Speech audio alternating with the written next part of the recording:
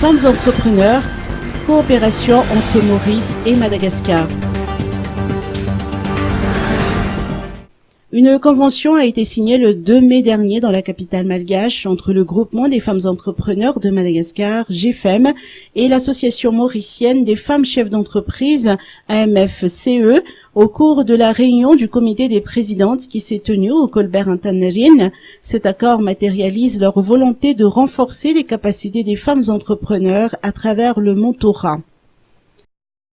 Les problèmes diffèrent vraiment d'une région à une autre. On a évoqué tout à l'heure qu'il y a certaines incapacités de pouvoir avancer en termes financiers, mais il y a aussi vraiment de gros problèmes logistiques auxquels ça ne s'arrête pas simplement au sein de l'association locale ou régionale, ni au sein du groupement, mais qui vraiment dépend du gouvernement et de l'État.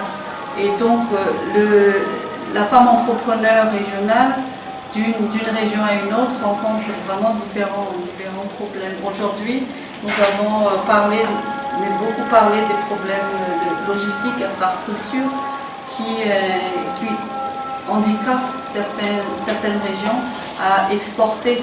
Quand je parle d'exportation, c'est exportation d'une région à une autre déjà. C'est déjà très très difficile.